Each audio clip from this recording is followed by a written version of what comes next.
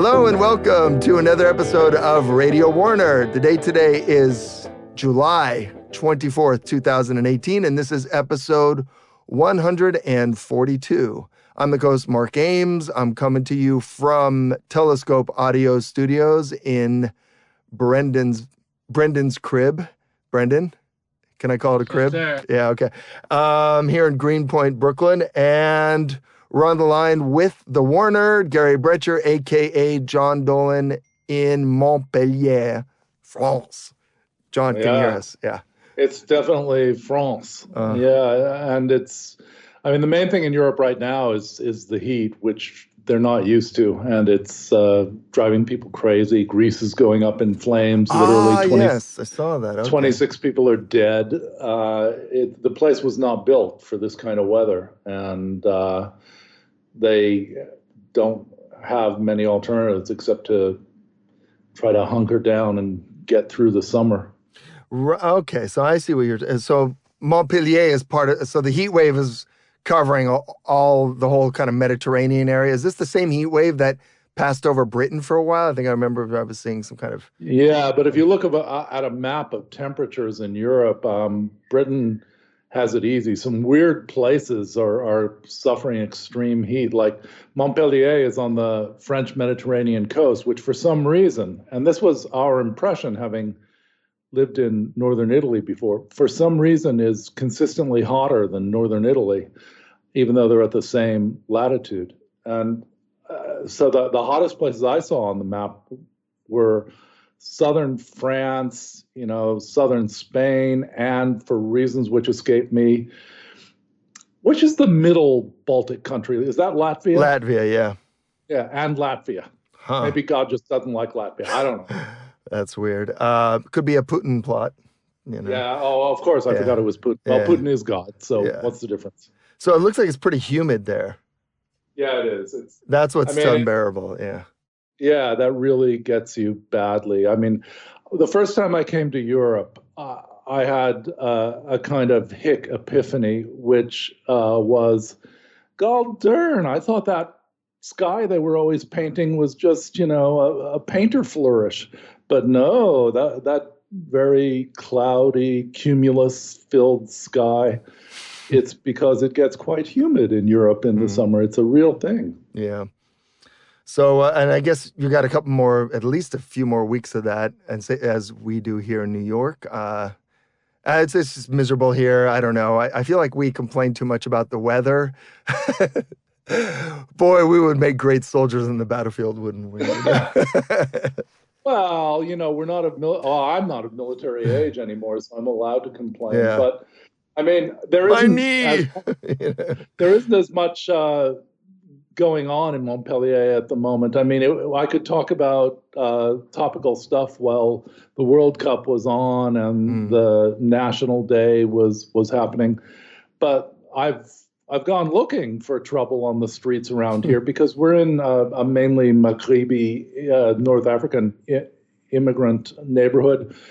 And I keep getting these retweeted things from people in, I don't know, Indianapolis or something about how France is like collapsing in riots. And I keep wandering around looking for trouble. And all I see is like street markets on certain days of the week where people are trying to sell used shoes and stuff. That's the only time I see a crowd, and the crowd is just trying to get a better deal on used shoes. I don't see any sign of this. Yeah, and on top of it, this would be getting into vacation season for Europeans, and if you're American, it seems weird. You don't even quite grasp that you should have that right to take several weeks off to vacation. You don't grasp that you should. August is sacred. August belongs to you. Maybe you have to work for other people the rest of the year, but that month is yours. And traditionally, everybody goes at the same time. Yeah, Russians had that too. It was a few weeks in August, and then a couple of weeks, definitely 2 weeks around sort of the Christmas, New Year period, really the New Year period. And damn, I mean, I seem to remember once being, being shown like Russian labor law on this as well, when we were trying to come up with a schedule, and like you do not mess with normal people's vacations, and Americans to think God will punish me if I take a vacation.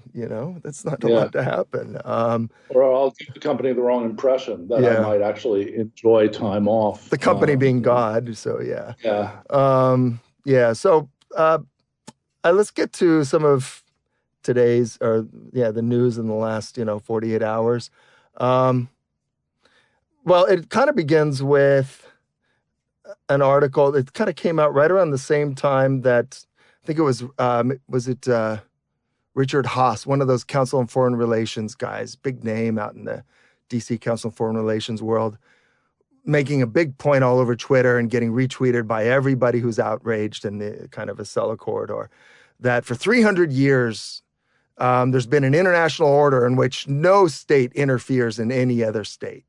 And we've always adhered to this, except for a few bad apples, who've been properly punished. And now look at what Russia's doing. And literally the next day, the headline in Reuters, U.S. launches campaign to erode support for Iran's leaders. I think it was actually right that day. And this is, they're rolling this out publicly. I mean, it's hardly a secret. We've talked about this even since before Trump took office, when we had Jack Murphy on the show, that they've had a beat on Iran. And this is an old thing in America that really goes back to 79, but has really become a much bigger thing even in the last 10 years, and certainly with Trump's people. So they've kind of rolled it out publicly in the last week.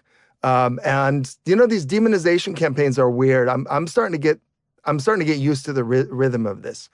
It begins with the government suddenly starting to whip up these guys are evil and we got to do something about it. And everyone says at first, oh, come on, we can see right through this. We've been through this before. There's skepticism. But it comes down to the old Grady Fring volume. They just keep pumping it out and pumping it out.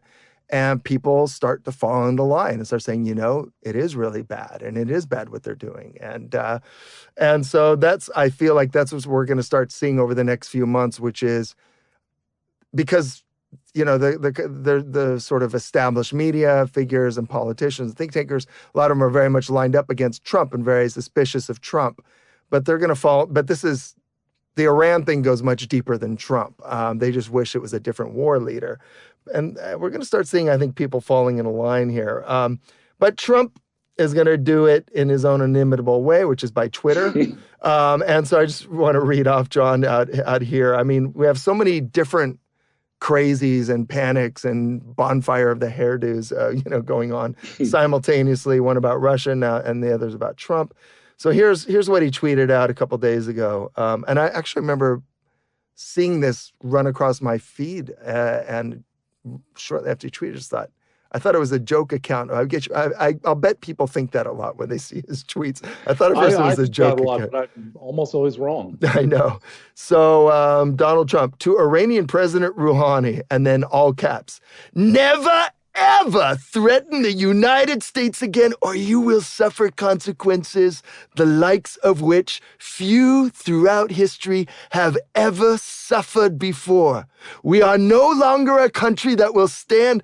I'm doing almost Al Pacino now. We are no longer a country that will stand for your demented words. Now I'm going Bugs Bunny. Your words of violence and death. Be cautious! Exclamation point. And Wow. within a day, I don't know, about 20 hours ago is what it says here, Iran's foreign minister Javad Zarif responded thus, quote, color us unimpressed, in all caps. And then in regular text, the world heard even harsher bluster a few months ago, and Iranians have heard them, albeit more civilized ones, for 40 years. We've been around for millennia and seen fall of empires, including our own, which lasted more than the life of some countries. Caps. Be cautious! Exclamation point. Wow. Yeah, some countries naming no names. I know. The strange thing is, I had a look at that and some of the reaction, and no one suggested that the sheer belligerent, well, not no one, but I mean, let's say the mainstream objections seem to be the all caps and the diction, Yep. which are admittedly, as they like to say, unpresidential. Hmm. But the idea that you do yet another round of threats against Iran didn't seem to bother people too No. much. They just don't like it to be done in this embarrassing way. It's about norms and it's about Yeah. manners. Yeah. Which reminds me, I just want to read this one little quote here. This is Mark Twain on Teddy Roosevelt. Teddy Roosevelt's a pretty well respected president today. Mark Twain, of course, is the great American writer. And this is what he wrote about. He called Roosevelt insane. Quote, far and away the worst president we have ever had, unquote. And quote, we have never had a president before who was destitute of self-respect and of respect for his high office. We have had no president before who was not a gentleman. We have had no president before who was intended for a butcher, a dive keeper, or a bully. He didn't like him. Yeah, So I got that. Yeah. And I guess that's that populist strain of Teddy's coming out, although he was hardly a Trump. I mean, he was Ivy League all the way, but he had this way of talking bluntly, although he was far more eloquent when he did so. And I mean, he and loved war, he's though. still, He did, and oh, he he was very absolutely loved open war about it. and It was sport to he him. loved killing in general. Yeah. Like a lot of people who were dweeby nerds and then muscled up and Mm. dumped the empathy. It's not a good way to develop. And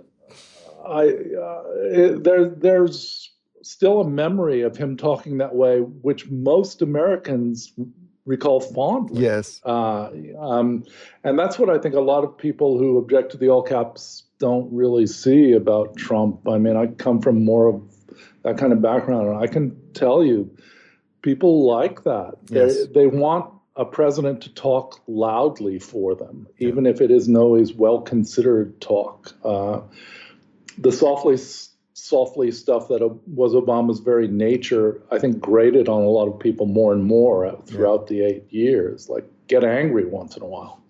Yep. And again, these two worlds are so far apart. The world, let's say on the coast and the Acela corridor, which is absolutely, it's so alien to them that there would actually be a president using all caps. The only possible explanation would be that some alien put him there.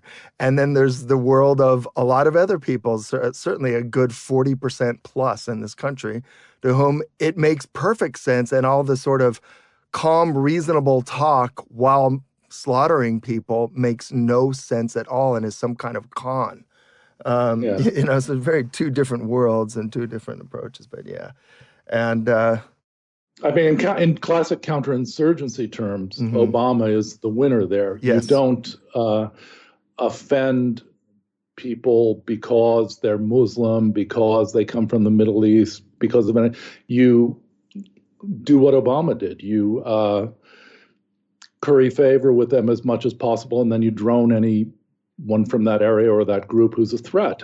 And Obama was frighteningly good at that, as we said before. But it didn't really hit home with, the lunkhead demographic. It was like, why are you apologizing to these people? Because it's good counterinsurgency PR. Yeah. You smile and you kill anybody who might be a problem. It was over their heads.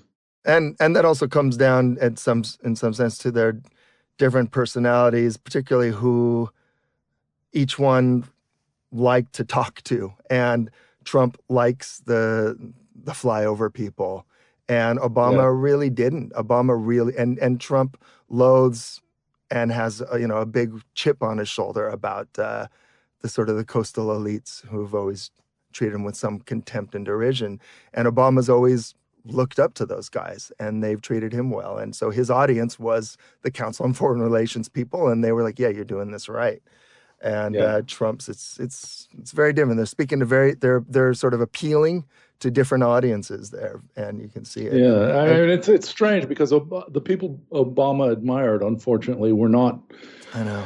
We're not the cream of that crop either. Yeah. More like Rahm Emanuel, sort of soulless and heartless technocrats who didn't know anything but triangulation. I mean, you told me a quote from FDR that I've never heard before, which was about the bankers, where he said, "I welcome their hatred." Yes. And that's the quote we need right now. Yeah. And you can't ever imagine Obama saying that. God, no. He called them savvy right after he bailed Yes. them out. He said, well, these guys are savvy.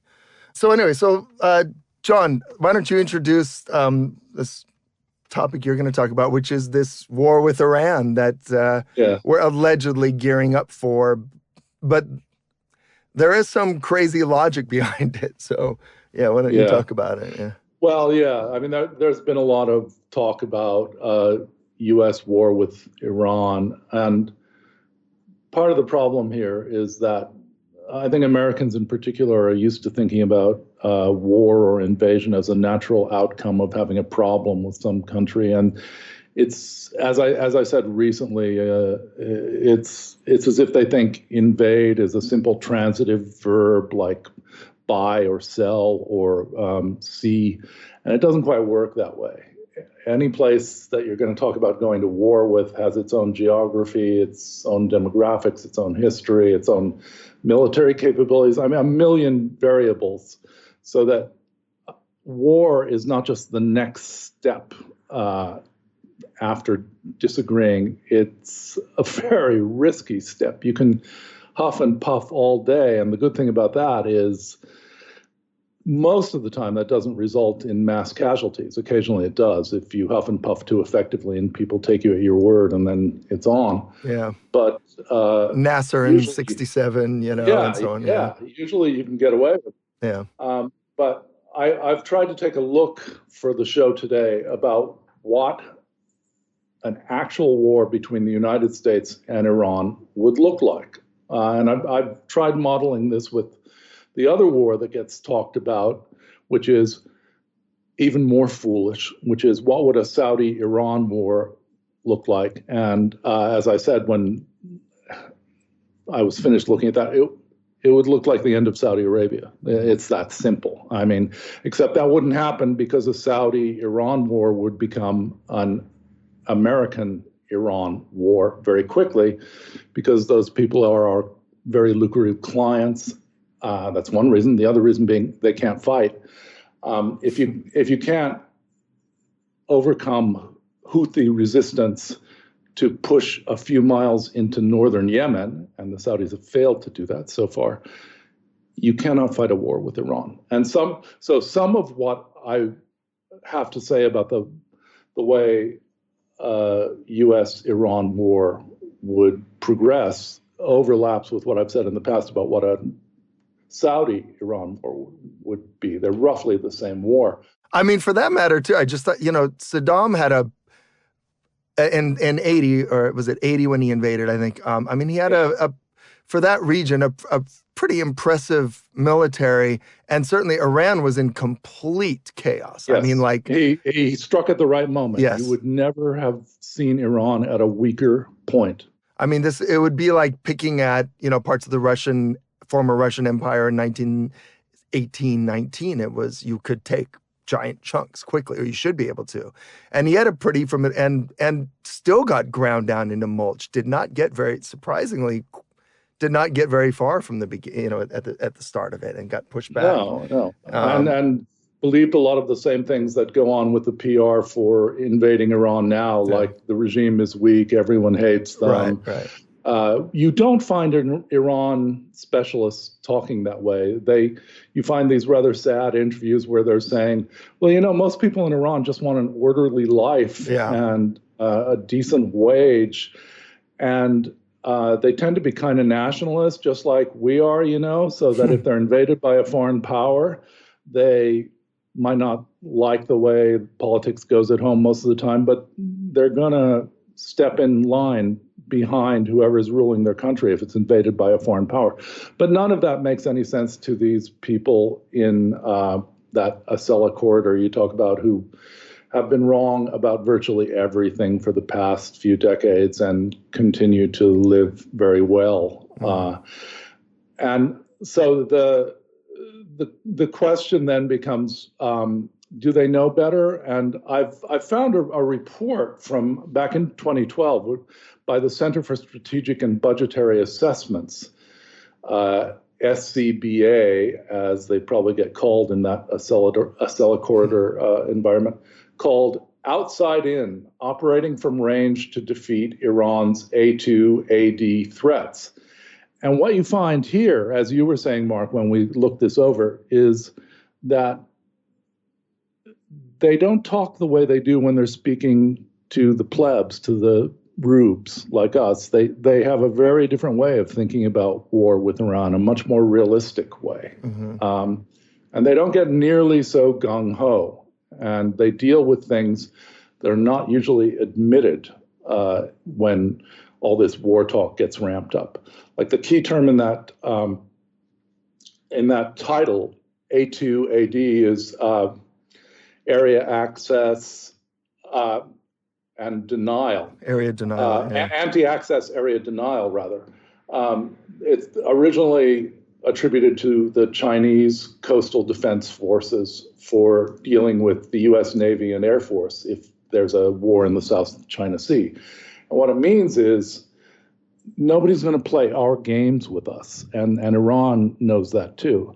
Playing our games would mean trying to invest a few $1 trillion in things like manned fighters, large surface vessels, and going up against the USAF and the U.S. Navy in a symmetrical war. And although China, unlike Iran, has made a few investments in that direction, like a symbolic aircraft carrier or two, they're not.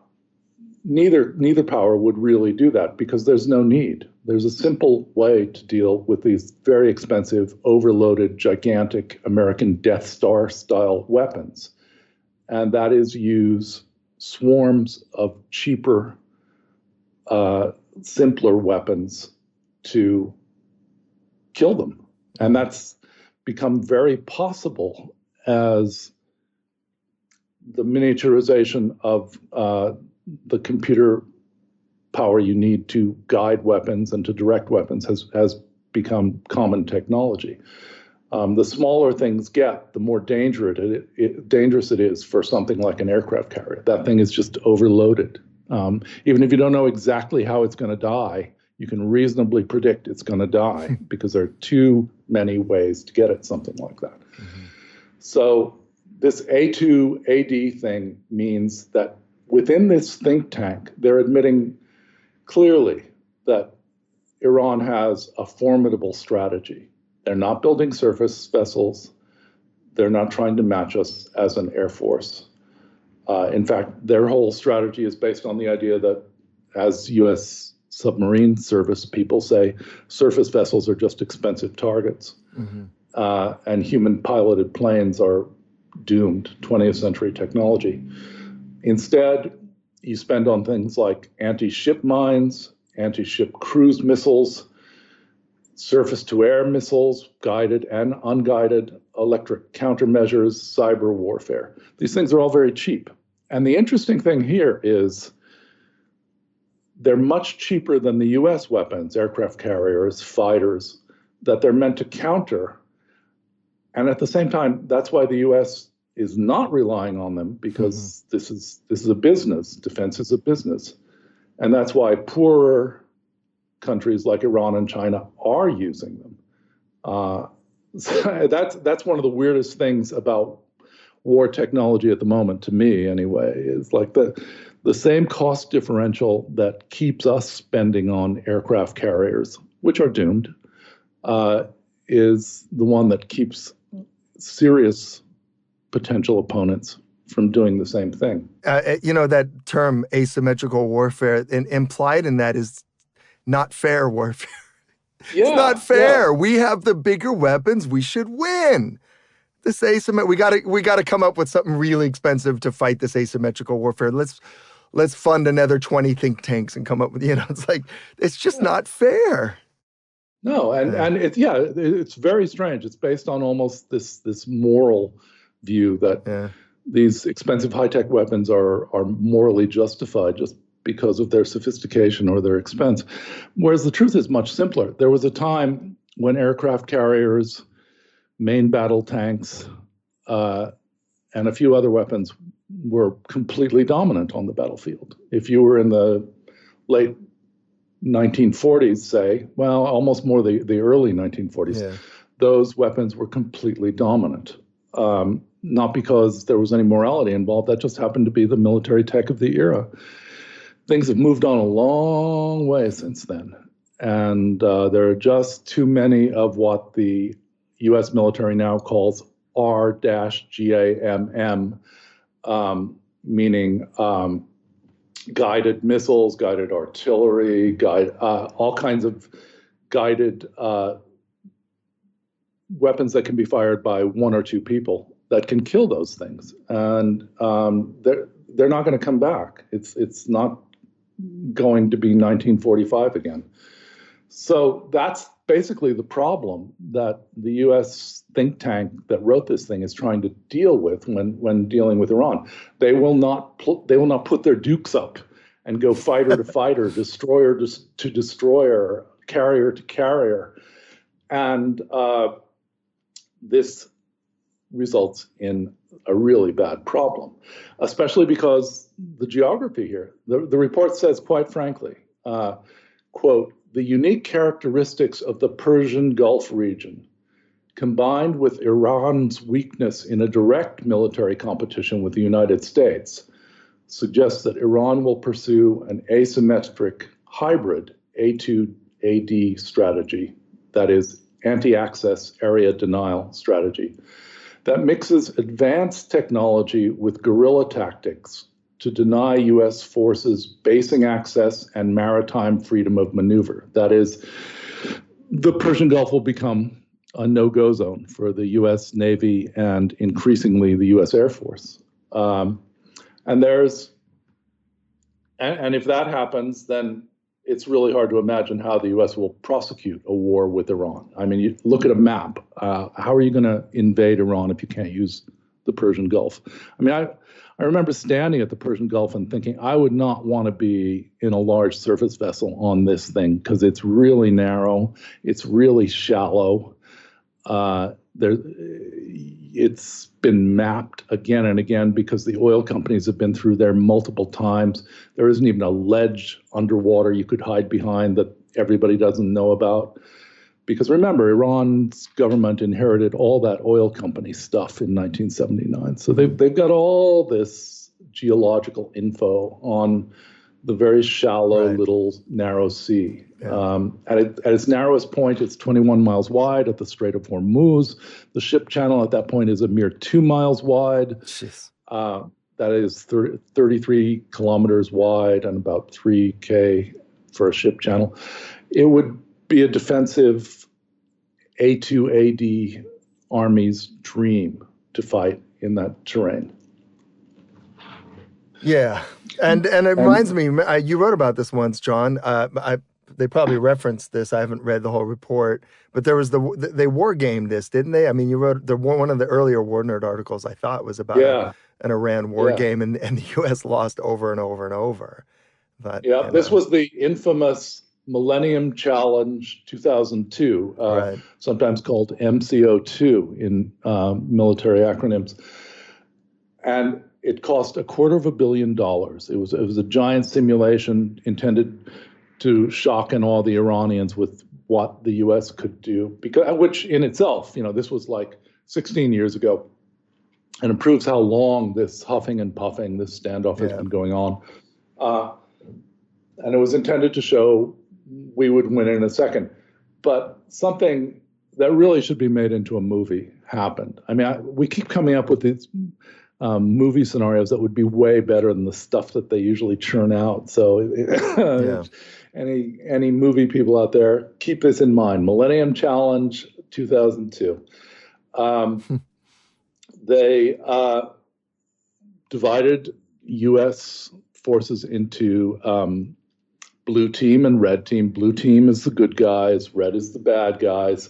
But they handed the red team command to this ornery, really obnoxious. I mean, apparently he's obnoxious even by high-ranking military officer standards, which means you don't ever want to be in an elevator with him, let alone get to know him. His name was Paul Van Riper. And That's a very strange love name, you know. It's yeah, Paul Van and Riper. if you see his photo, it looks like he's spent 60 years being permanently offended and angry. And he didn't see that it was his job to take a dive for the blue team. For all I know, there probably were some people who passed him over for promotion, and this was all about embarrassing the hell out of them, which does not detract from the fact that he did manage to embarrass the hell out of them. God, And this is a Bill Murray movie, right in the yes, making. I mean, yeah, okay, yeah, Bill, if you're out there, okay. yeah. Anyway, And what he did was basically sink most of the U.S. fleet in the Persian Gulf. And he did it doing everything that the U.S. has revealed to be its weaknesses over my lifetime. First of all, he got an ultimatum from Blue Team, like, we will attack within 24 hours unless you do something about this. And by the rules of the game, they weren't allowed to do anything to placate Blue Team. So I'll just read you this summary. The article I wrote is called "You Sank My Carrier," and it's from long ago.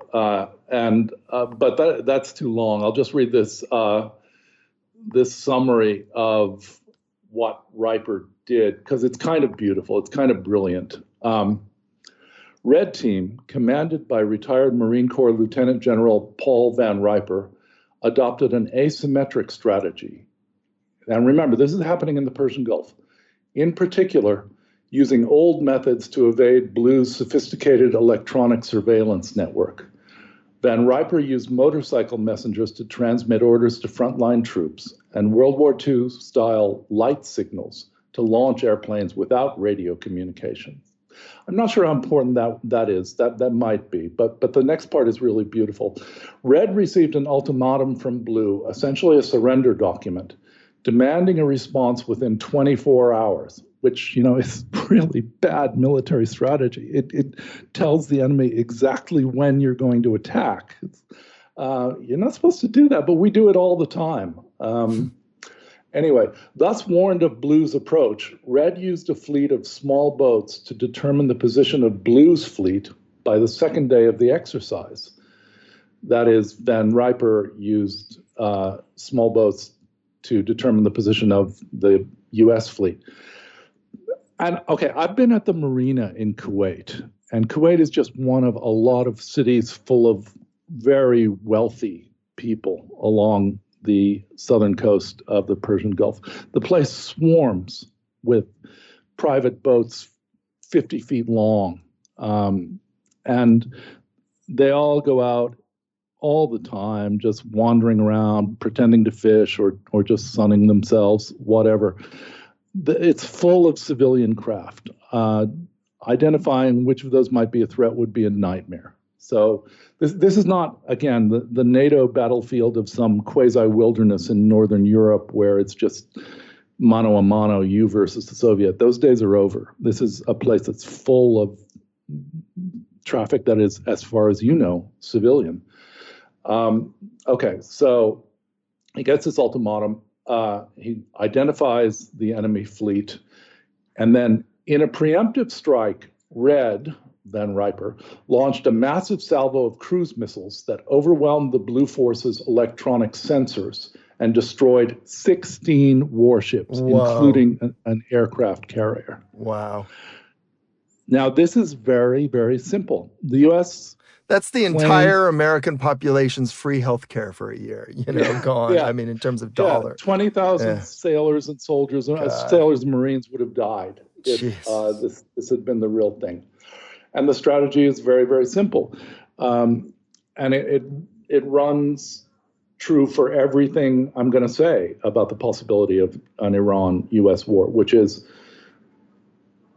an anti-missile missile is infinitely more complicated than an unguided ballistic missile. In the same way that a bullet that can hit a bullet is going to be 1,000,000 times more complicated than a simple Newtonian physics bullet out of a gun.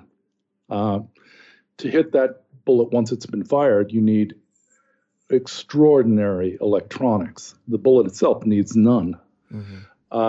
So you just launch. So the anti-missile, anti-aircraft, other weapons that the U.S. has on its ships, well, it's never been clear that they're totally effective. But they are meant to cope with fighter jets, again, fighter jets attacking the ships. And that means a few very expensive attackers that can be killed and then you're free. What if somebody attacks with very cheap, unguided or somewhat guided missiles in enormous numbers? Those weapons can't handle them. And that's 16 years ago, before the real, before the drones got much, much bigger. I mean, now, everybody can create a giant fleet of a swarm of drones. Yeah, I mean, drones are already being used as weapons. Even Islamic State, under pressure in its last days in Raqqa, was able to weaponize drones and use them against the SDF. So everything about military technology suggests that the balance is bad for the U.S. configuration and getting worse. Yeah, Riper did this 16 years ago. But the other things he did are really interesting. First of all, the casualties. The ships sunk included 1 aircraft carrier, 10 cruisers, and 5 of 6 amphibious ships. So if you were hoping to land on the coast of Iran, you could forget that. If you were hoping to have air cover, you could forget that. An equivalent success in a real conflict would have resulted in the deaths of over 20,000 service personnel. Soon after the cruise missile offensive, another significant portion of Blue's Navy was sunk by an armada of small red boats, which carried out both conventional and suicide attacks that capitalized on Blue's inability to detect them as well as expected. That's really important. It suggests that the U.S. Navy has been lying about its ability to even see the radar signatures of small pleasure craft. And if there was one lesson from 9/11, it was the distinction between a civilian and a military aircraft is a matter of who's piloting it and why. So basically, he takes a bunch of those yachts from all the harbors, Abu Dhabi, or more on the Iranian side, but all the pleasure craft, stacks them full of explosives and rams them into these very expensive, highly fragile, electronics-loaded warships. Jeez. And they go down. So suicide yachts. Yeah, suicide yachts. It's an incredible concept. It is, but work. And part of that is another great weakness of U.S. forces, which is they're still dealing with this world in which there's a clear distinction between we're at war or we're not at war, which is why he attacked first and attacked while waiting for the ultimatum to expire. The other distinction that they still believe in is military versus civilian. And that's a fake distinction. You can't make it anymore. You could be having a big party, waving, girls in bikinis, and you can still blow up. It's not hard to figure out that that's the way to get in close. So the U.S. Navy at this point would have to declare a gigantic exclusion zone and basically would have to shut off most of the Persian Gulf to shipping, at which point I would assume that Iran has a few tankers that are also wired to blow up, so they'd be getting escorted through the Straits of Hormuz, and then they'd blow up. It's just too many ways to use this. So what happened in 2002 is again, great movie potential. At this point, the exercise was suspended. Blue's ships, that is the sunken American ships, were, quote, refloated, end quote, and the rules of engagement were changed. This was later justified by General Peter Pace as follows, quote, you kill me on the first day and I sit there for the next 13 days doing nothing, or you put me back to life and you get 13 more days worth of experiment out of me. Which is the better way to do it? Which is I think, a really funny question. It's like, well, it depends. Yeah, if you're mainly worried about getting your money's worth for the experiment, sure. But there is this thing like when you're dead, you're dead. When you're sunk, you're sunk. That's kind of how it works. Yeah. So after that, both sides were ordered to follow predetermined plans of action. Participants were forced to follow a script drafted to ensure a blue force victory. Among other rules imposed by this script, red force was ordered to turn on their anti-aircraft radar in order for them, that is the anti-aircraft sites, to be destroyed. Because one of the weapons on which the U.S. is relying are anti-radar missiles. They home in on a radar signal that's scanning the skies, and they zap it at the source. Turning off radar is so common in war. People are onto that, I'm afraid. I know. Yeah, there are many ways you can do it. You can have fake sources. You can. It's as if these guys expected to be playing a game of tennis or something, and this is not tennis. And Red was not allowed to shoot down any of the aircraft bringing Blue Force troops ashore. I don't even know if there was a justification for that, because it's the easiest thing in the world. The easiest way to kill invading troops that are coming in by air is to kill them while they're in the air. The crash will kill them. And you can't do that now. Van Riper also claimed that exercise officials denied him the opportunity to use his own tactics and ideas against Blue Force, and that they also ordered Red Force not to use certain weapon systems against, I would like to know what those weapon systems were, against Blue Force, and even ordered the location of Red Force units to be revealed. Jeez. You know what this reminds me of? Those stories in the Yeltsin years that came out about Chernomyrdin, who was the big roly-poly corrupt Gazprom prime minister of Russia.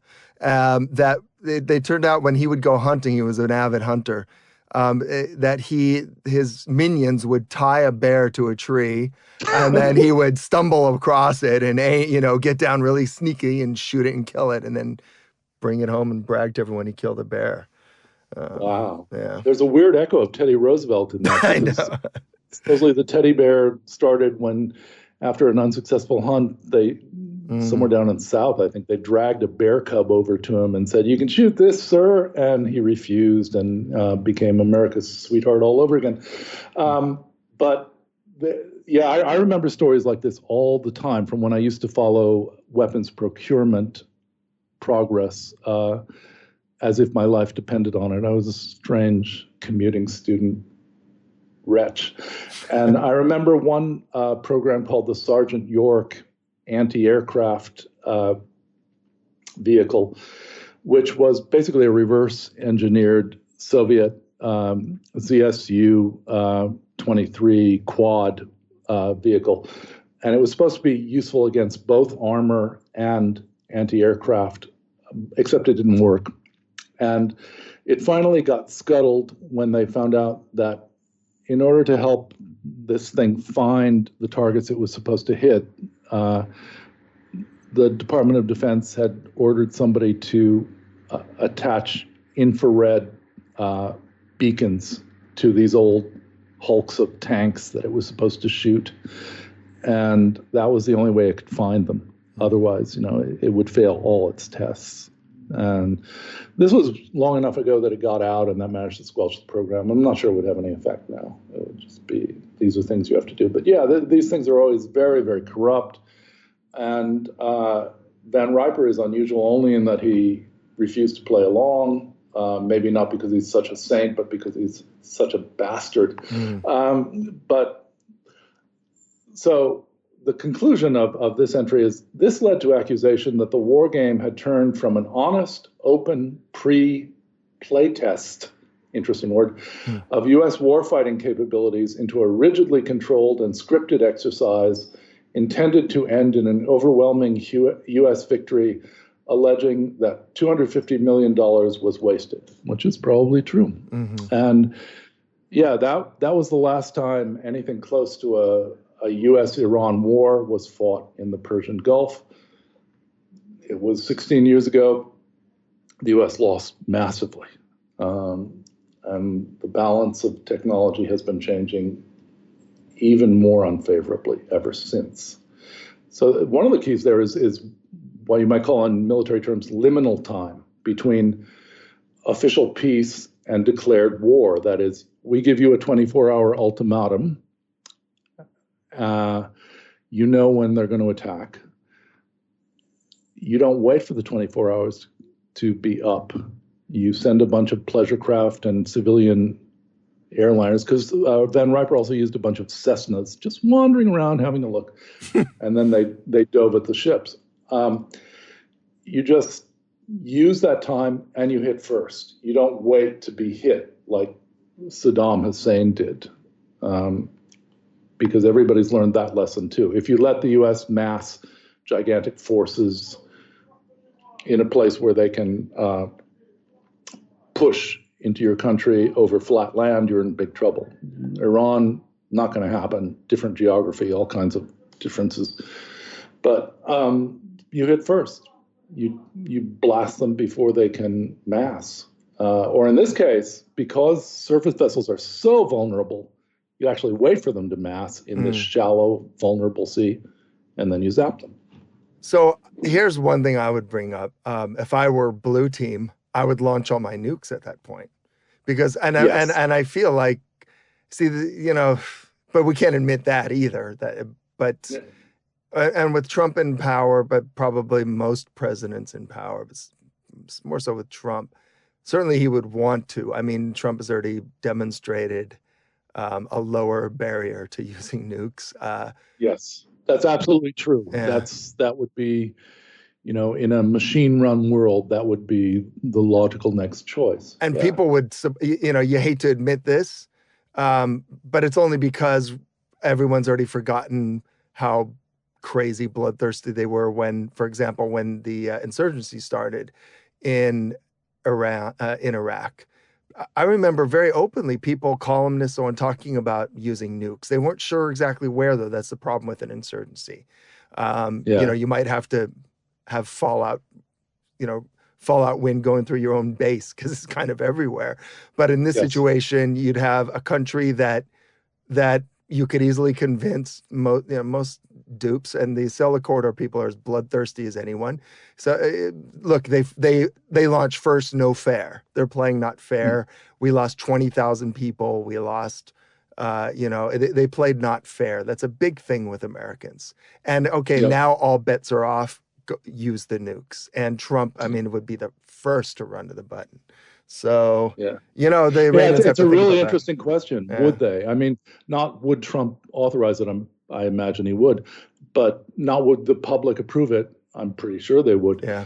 But would the Joint Chiefs of Staff go along? Yeah. Because increasingly in the U.S., they're the peaceniks. They're the ones, you people are crazy. Mm-hmm. In fact, there was a moment where one of them was asked about war with Iran and basically said, that's above my pay grade, sir. Right. Did everything to imply you're out of your mind. And I don't know if they would approve that or not. Or they might, because as Murphy was saying to us, there's a deep resentment in the American military, as well as those think tank circles, for the humiliations that Iran subjected the American military to during the 1979. Yes.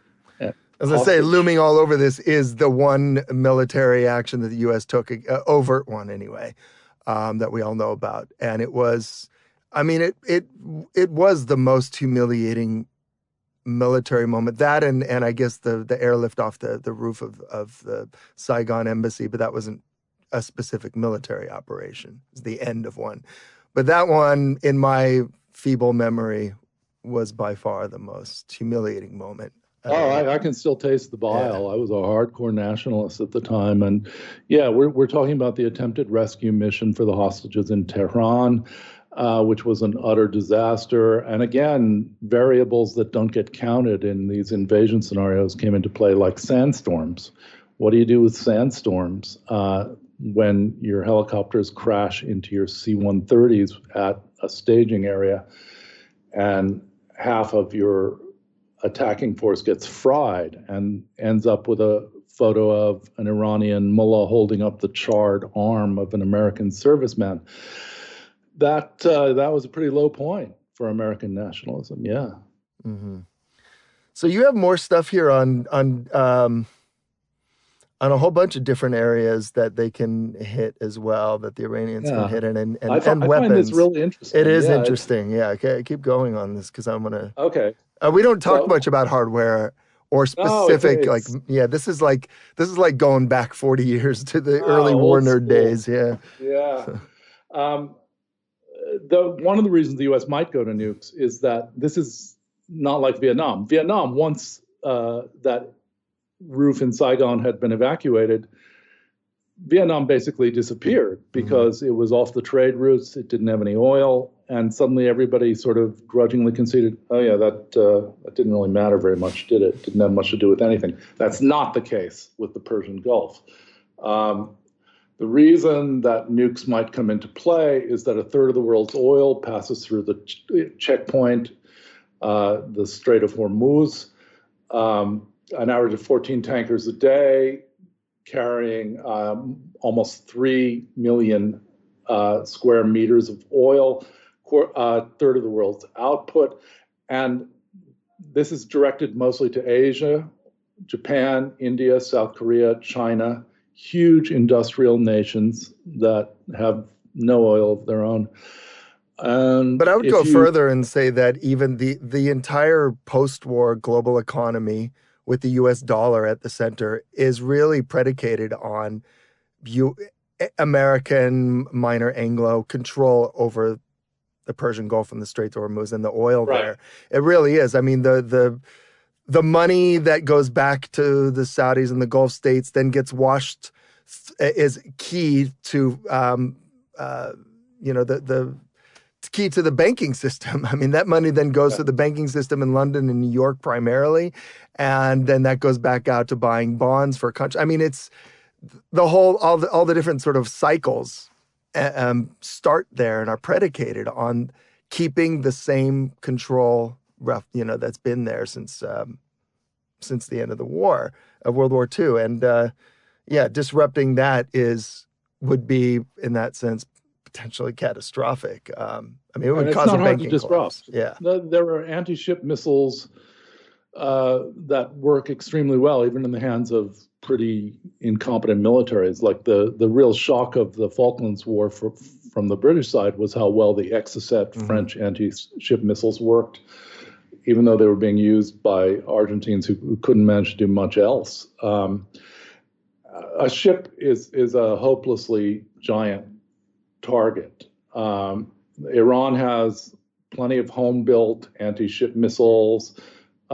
Typical one they call the Kawsar. It can't be jammed. And it may have been the one, because this is all hushed up, it's too embarrassing for the US and Israel.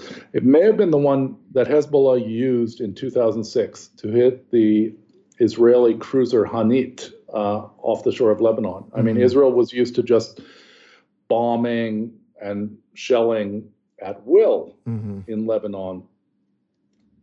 Suddenly one of their cruisers was blasted with a big anti-ship missile. These things have big warheads. 4 sailors were killed. The ship was lost. Not sunk, but like out of action for the rest of the war. And by the way, this idea of stealth surface vessels is a joke. There aren't any surface vessels, and there never will be. Yeah, but they have that really space age looking, kind of rhombus trapezoidal look at, and so you can spend $10 billion on them. I mean, there's such a marketing scam. It's amazing. Yeah. Oh yeah. Never. The DoD slogan is "Never give a sucker an even break."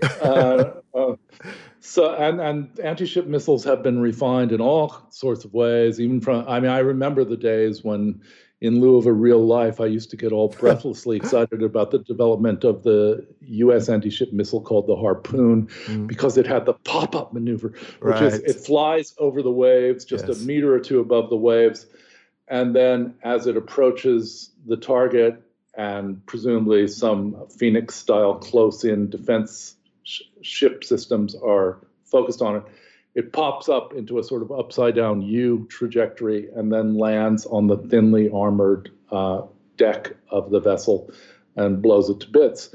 That thing is from the 1970s. These things have been around forever. Stealth is a 70s thing too, right? Yeah, I mean, yeah.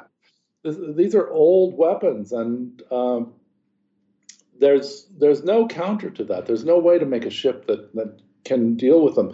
The one they put all their hopes in is this laser, because a laser, unlike an anti-ship missile or an anti-ship gun, doesn't use its ammunition in a few seconds and then have to stand there helplessly against an incoming second swarm of missiles. A laser, in theory, as far as I know, could just keep zapping, but the lasers don't work, and they've never worked. So that's just a fond hope at the moment. It's good for Wired magazine articles, though. You know? Oh, they love that stuff. Yeah. I mean, who doesn't? I mean, I grew up with the idea that part of the deal is it's 2018. Where are the laser rifles, if not phasers? Technology went in a different direction, and it was a big disappointment to war nerds everywhere, I think. But that's the way it goes. You got to face this stuff or face real defeat, catastrophic defeat, and that's what we're aiming at right now. Iran has strategic depth. Its coastlines are mostly mountainous. Its border areas are mountainous. It can build any number of dispersed shelters from which to launch anti-ship missiles toward the Strait of Hormuz. This channel is so narrow that you really can't miss. It's a defensive fighter's dream landscape. So the biggest thing, though, the question that nobody has really faced is what happens to Saudi Arabia? The cities of the Persian Gulf, I mean, our client cities, are one of the most vulnerable targets in the world. And this report that I'm looking at from this think tank acknowledges that. Yeah. That there are just a few highly concentrated cities in that region. And the elite is even more concentrated in those cities. And having lived in Kuwait, I can see what that would mean, because Kuwait has no water of its own. It depends on desalination plants. When the desalination plants are hit, and they're huge, vulnerable coastal installations, you couldn't miss them if you tried. When they're hit, it's not going to be the workers from Kerala in our neighborhood of Kuwait City, way down by the marina, who are going to get tankers full of water supplying them. It's going to be the minority of actual Kuwaitis up north towards the tip of the peninsula and the expensive parts of town. And you would start to see serfs dying of thirst long before they had the chance to starve to death. Just a couple of days ago, there was a video that a lot of people were bouncing around from Kuwait, where this Kuwaiti media star says, I can't believe it. It's so unfair. Now they're talking about making me give my servants their passports back. How do I control them if I don't keep their passports? And also, they now get a day off per week. This is atrocious. They're not like my servants at all anymore. This is Kuwaiti mentality, Dubai mentality, Abu Dhabi mentality. And there would be a lot of triage going on if Iran launched its huge arsenal of surface-to-surface missiles, which it would. That would be probably the first wave. The way to attack the U.S. is not to bother trying to hit the U.S. with surface-to-surface missiles. The way is to hit the Saudis and the Khalij, the people of the Gulf, with them. I'm not even sure they'd need to hit Israel. That just if you destroyed those incredibly fragile cities on the southern coast of the Persian Gulf. And Iran has the missiles. The one most familiar to most people is the Shahab 3, Meteor 3, based on the North Korean Nodong missile. Nobody's quite sure of its range, but it's at least 1,600 kilometers, which means it can hit the whole Arabian Peninsula. It could devastate Riyadh, Jeddah, all of Saudi. It has a fairly big range of error at, as far as we know, like 2.5 kilometers, which means if you aim it at a city, it can't miss. Cities take up a lot of space. Aimed at a military base or a fleet of ships, you'd need to use large numbers, but the numbers are there. These are cheap, cheap weapons. It's been in service since 2003. It has C and D versions with better accuracy. It's road mobile, meaning you can drive it around, making it hard to hit. It may have up to 2,000 kilometers range, which means all of Turkey, including U.S. bases containing nukes there, including Israel, although, again, I'm not sure how Israel would play in this. It might be smarter not to hit Israel. It also includes Afghanistan in its range. And again, they're not playing by our rules. This is not tennis. Why wouldn't they hit U.S. forces in Afghanistan? Iran also has newer surface-to-surface missiles with shorter setup time. You can set them up in a half hour and fire, making them much harder to hit with ground attack aircraft. The newer warheads are bigger, 4,000 pounds. Now, that's interesting because the RAF used giant warheads like that as part of its civilian killing techniques in Germany. And it was a really simple technique. You use one 4,000-pound bomb per block. The next wave uses incendiary submunitions because that block has no more roofs on the houses now. And roofs are relatively hard to set aflame. But when you can drop the bombs directly into the interior of what used to be houses, the whole place is going to become a firestorm. And there's no reason to assume that the Iranians would not do that with the cities of the Persian Gulf. And that would be that. The real thing here is that Iran knows what that kind of war is like because, as you mentioned, Mark, it's been through mass surface-to-surface missile attacks during the Iraq-Iran war, the War of the Cities, as they call it. Saddam's armies were launching Scuds at all the Iranian cities. These things are a lot better than Scuds, but even the Scuds were a pretty fearsome weapon. Iran was stuck with a U.S. arsenal. This is what's really interesting about this. The Shah had been a giant U.S. client, and they were stuck with very expensive manned fighters like the F-14. They went in big for the F-14, a gold-plated disaster, actually. And against these gold-plated fighters, Iraq had Scuds, and Iran had nothing to stop the Scuds. So they know how effective surface-to-surface missiles can be. And it did, there was, I don't know if you saw this, there was this not bad kind of horror movie, Iranian horror movie in English called Under the Shadow. And it takes place in the 80s, and there's this woman who's studying to be a doctor, I think, and there's this moment where one of the Scuds sort of, I'm trying to remember, I think it like lands in their apartment block building, but it's actually a movie, sort of a ghost movie where the kid, it's really just about fear.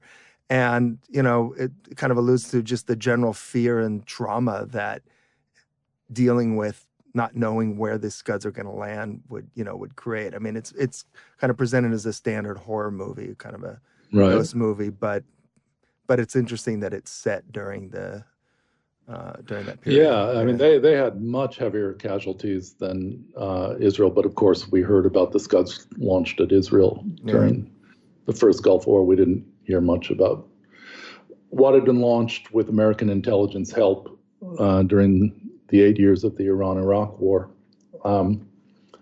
So by this point, I mean, it's hard to see how the war could be sustained on the U.S., Saudi, UAE side. The American military in the area would be so busy trying to keep the people of the cities of the Persian Gulf alive, Abu Dhabi, Dubai, Qatar, and Riyadh, because Riyadh, though not on the coast, is well within range and in the middle of an absolutely dry desert.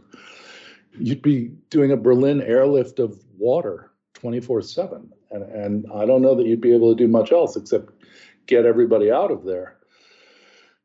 And at that point, what you said comes into play. This is not Vietnam. This is not a disposable country. You can't just write it off the map. This is important terrain. So nukes or make a deal. Mm-hmm. That's what it would come down to. Or don't get involved. I mean, I'm looking at their recommendations here. It's kind of interesting. I mean, these these lines of basically they say Iran has kind of figured out how to exploit the American military's disadvantages. That is, it's too big and too expensive, and so they sort of suggest, well, okay, you should. The U.S. should basically move everything far away from Iran. Yeah. And it's very sensible. I mean, I have to say, in its own cold language, this report it's pretty sensible. And then it calls for a bunch of other, a handful of other sort of recommendations. But the one that really stands out, and I think that's what we're seeing now, is conducting an unconventional warfare that could set the conditions for regime change from within, should it become necessary. I mean, and that's where the subversion campaign stuff and the color revolutions and weaponizing, social media to try to whip up people and find where their grievances are and amplify those grievances. All the stuff that we're accusing Russia of having done to us, and I'm sure there are big grains of truth to it, though it's massively exaggerated. We're much bigger, better, and more effective at this stuff than anybody. And I think it's what we're going to see a lot more of, and a bunch of Trump bluster. But as you said, there's always that danger that the bluster can turn into something real because it can be taken seriously. But the other thing is, I think I maybe wrote this to you or somebody when this was kind of ramping up, is, I mean, the U.S. is doing these subversion campaigns and color revolutions and people's coups, whatever, the whole list of them. I mean, we've been doing this ad infinitum since the Cold War, and then in different versions since the end of the Cold War. And the assumption is, and has always been, this is an okay way of fighting war because no one's going to get killed on either. Well, okay, no, the people will get killed on the other side. This can't really blow back to America. There's no, I mean, we think Twitter eggs are subversion, but there's no real subversion campaign where we can expect tens of thousands of people on the street and burning down the White House and burning down Congress. I mean, it's not in our thinking anyway. And there's no thinking that, whereas everybody wants freedom and everybody wants, to watch The West Wing and, to eat Arby's or whatever. Everybody wants our culture. Everybody wants our political system. There's not the fear here that if we open things up too much, everyone's going to want a Shia Islamic Republic, or everyone's going to want Putinism, although that seems to be becoming a real fear here. And everybody wants democracy here. So we're just not that vulnerable, is the thought. But I just, like a lot of things that have been held as kind of conventional wisdom, such as, for example, you can bomb from the air and never, with absolute impunity. Like there's no thought that, well, if you bomb from the air, you might actually lose lots of expensive planes. I mean, I think a lot of these things have to be questioned again, and very much, including subversion campaigns. I mean, depending on how. Well, who's better at them, Iran or the U.S.? I mean, that's kind of an easy one. Yeah, Iran is very, very good at clandestine warfare. Yes, you'll notice that even though Iran gets a lot of association with what's going on in Iraq, and does have a lot to do with what's going on in Iraq. They don't publicize it very much. There's a lot more about Russian aircraft. There are no Iranian aircraft that have ever been seen in Iraq. They're just Iranian helpers and advisors, not You're by any talking about means Syria or Iraq or both? Iraq, Okay. especially. Okay. Yeah, and Syria as well, but especially Iraq. Right. The move to retake Mosul in particular. Right. Okay. Yeah. Yes. A lot of Iranian influence, very, very quiet, very well done. Some Iraqis were annoyed at them because the idea that Iraqi Shia are Iranian proxies is ridiculous, as we talked about with Muqtada Sadr last time. But most seem to be warily grateful for helping them retake Mosul. And it was all done very, very quietly. That's not a knack U.S. forces have very well. And Iran is just naturally closer to this part of the region, has a longer history of intelligence operations there. It means they have deep networks there too. Yeah, very deep networks. Not there too. This is one thing that I don't think people have bothered much about, or if they have, they're not admitting it.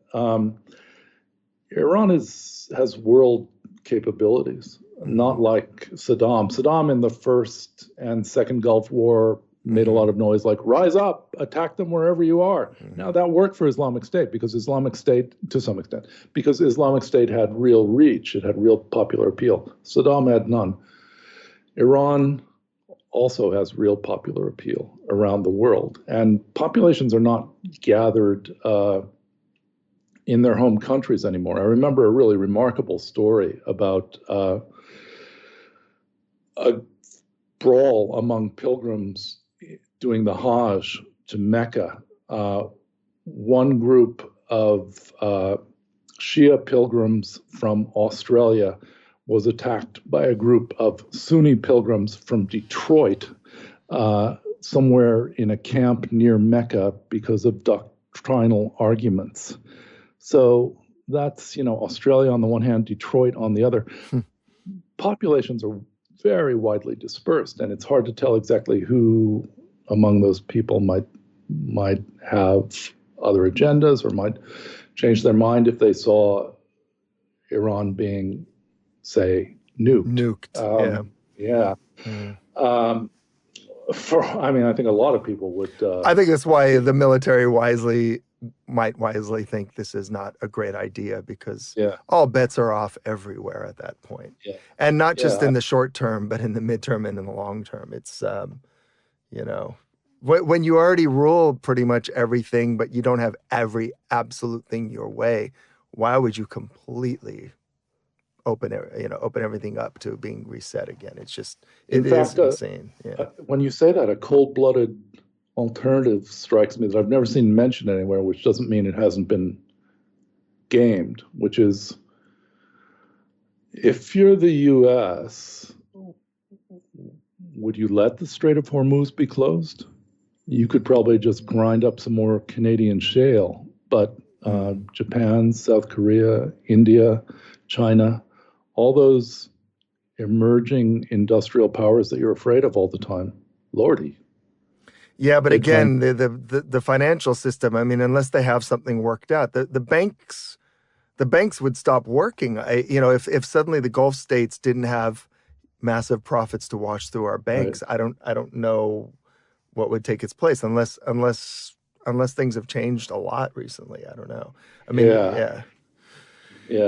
Money is something that you understand much better than I. So I don't. But, you could just let. Well, it's a weird thought anyway.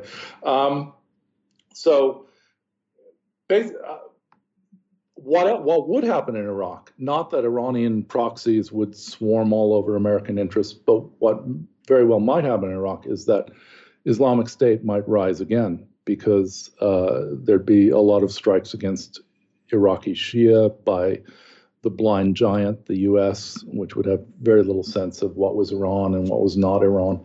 So Islamic State might come back. And meanwhile, we would find out what assets Iran and its associated movements have in other places, like, say, Europe. And my guess is quite a lot that haven't been used yet, because Iran, unlike, say, Al Qaeda, husbands its forces, as they used to say. It doesn't expend them on these showy one-shot attacks. Hmm. And we might find out there are Iranian assets in some surprising places in Europe or Kansas. I don't know. And it would not be pretty. And meanwhile, the Gulf cities would be destroyed, dying of thirst. The U.S. would have a full-time job taking care of them. And the war would just not be able to go on. So there can't be a war. Well, let me put it another way. A war between the U.S. and Iran doesn't make any sense from the Americans' perspective. That doesn't mean it can't happen. A lot of things happen that don't make any sense. Yes, like the But it Iraq wouldn't go War. well. Yeah. I wanted to read a little bit more of this report. First of all, just in the very beginning, just to give people again a sense of, because you talked about how the language that they were using is very different from the public language. The public language is always going to be the language of human rights and the rights of people to be free and the oppression and so on. But this is how they're really talking about it. It began since the collapse of the Soviet Union. The U.S. military has been able to project power overseas with few serious challenges to its freedom of action. This golden era for U.S. power projection may be rapidly drawing to a close.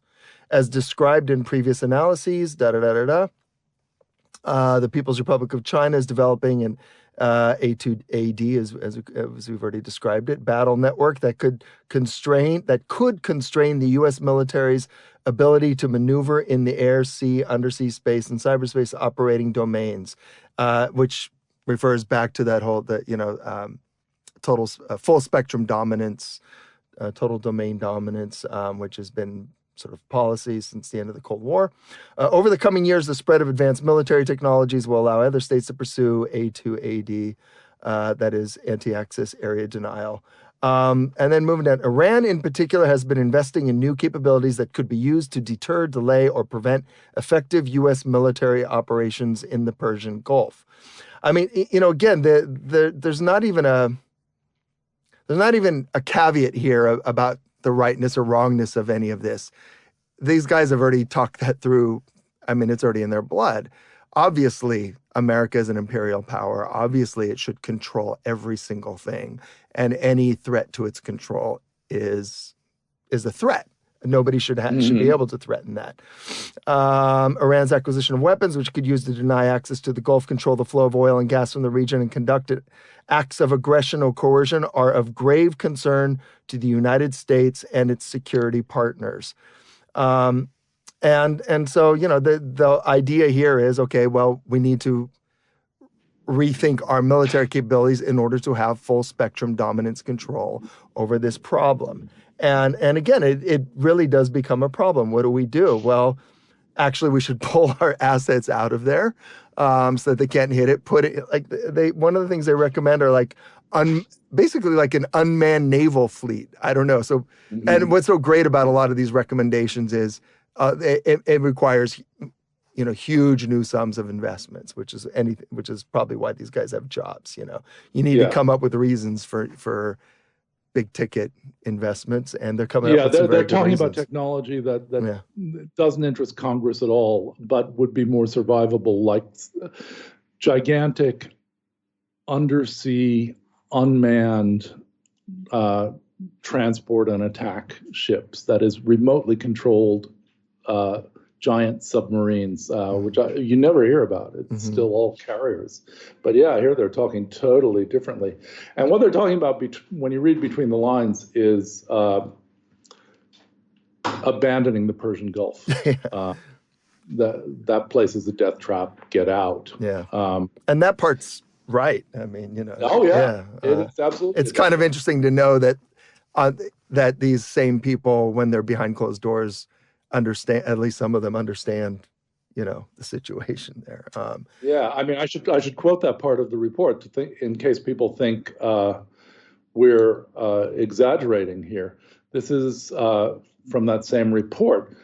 Um, they recommend operating from range to reduce the effectiveness, that is, from far away, to reduce the effectiveness of Iran's A2AD complex. Then degrading its abilities slowly from afar, basically. And these lines of operation are designed to exploit the U.S. military's ability to fight from extended ranges to counter Iran's emerging strategy. That is, we get out of there and then we try to hit their most threatening weapons, try to use a strategy of attrition.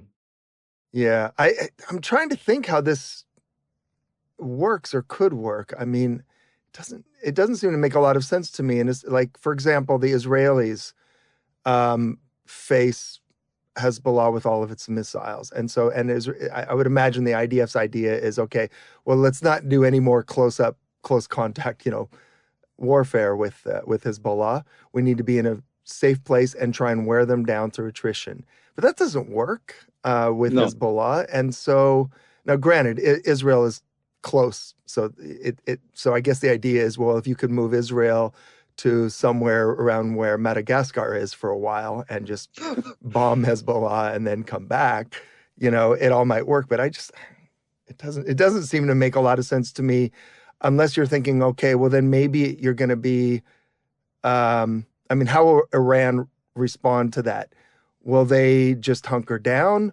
Will they start launching a lot of bombs on, Riyadh or the Aramco oil fields? I mean, I've seen, yeah, so the Houthis have launched a few ballistic missiles on some of the Aramco, the Saudi oil companies' oil fields. Aramco's is preparing a huge, huge public listing of the company, which is very important for the Saudi kingdom. They need more they need money, basically. They need more money for their oil fields.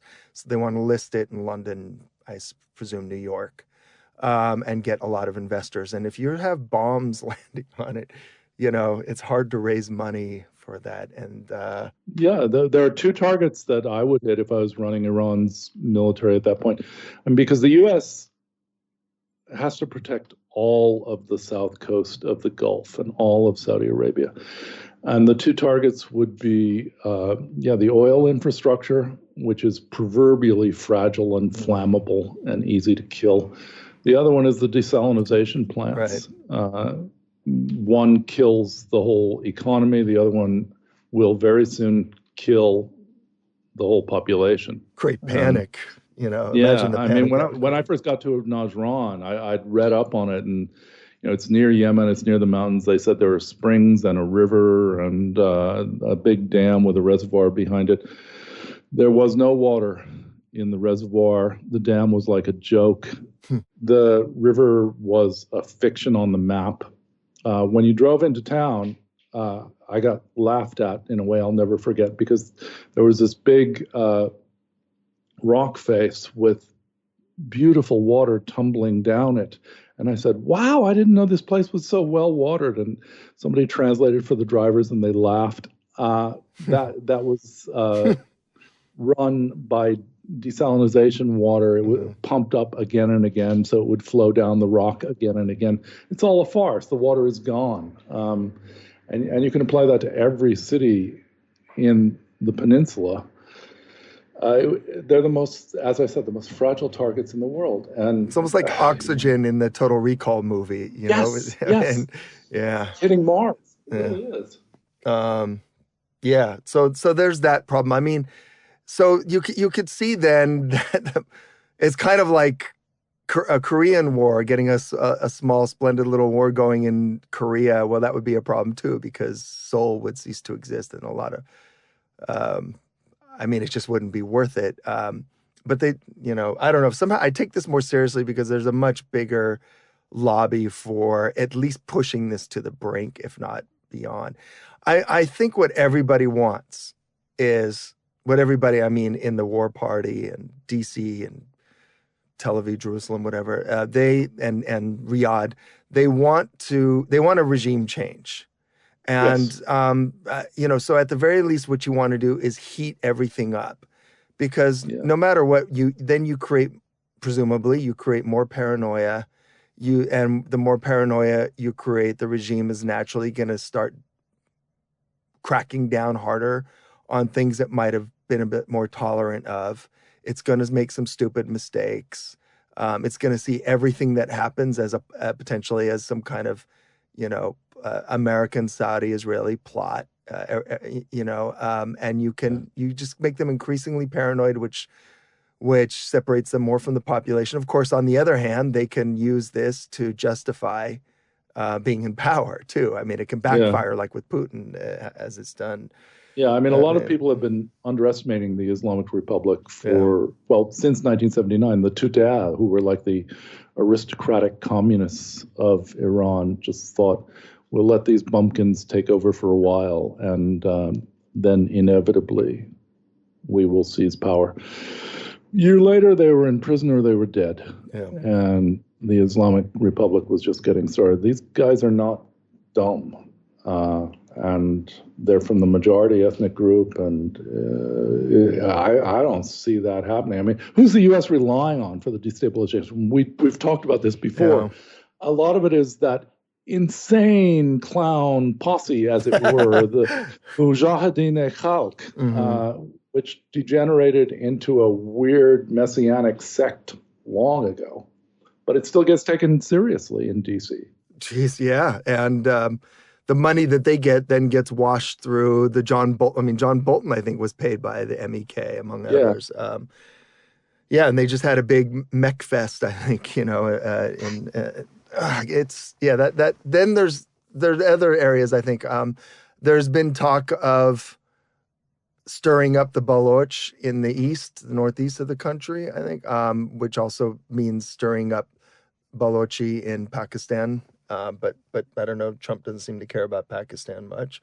Um, of course, you have the ethnic Arabs in the yeah. southwest and the Kurds. There was actually there's some Kurdish separatist group in the which we've used on and off. We'll use them, stir them up, and then withdraw support, and they get slaughtered. It's the usual thing, and it's happening again. I actually clipped an article from Xinhua, the Chinese news agency, recently Mm, about an attack by a Kurdish separatist group in northwest Iran that killed 11, attacked some police stations. Um, yeah. so, uh, just because there isn't really, it won't really work, doesn't mean we're not going to go to the playbook and do everything we can. Right. You No, know? in fact, Yeah. it all seems very likely. There's a lot of momentum, and which translates into a lot of money and a Hmm. lot of careers behind that. I mean, the But idea all that the idea that we've celebrate and glorify the MEK, which is not even just a loony, you know, Jonestown People's Temple group or Manson family group, but have killed Americans and the Americans that matter to these people. They don't even care about that. yeah. So if they're relying on them, then you know that they're going to try.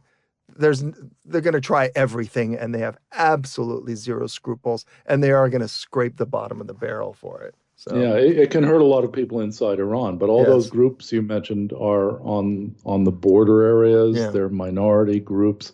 There's still an Iranian heartland which will probably respond to an outside threat by doing what groups normally do, like coalescing against the foreign threat.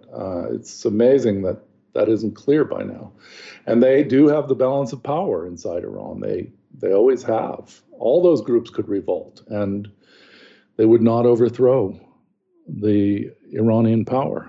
so then the question is, well, what is Iran going to do in response? Because they are pretty good at covert operations and covert Yeah. influence. I mean, where can they hit us? There's been talk that, and some of it credible, some of it makes not much sense, but some of it is credible. I think that Iranians have made forged links with the Taliban, believe it or not, helping to arm them, but in order to sort of counter U.S.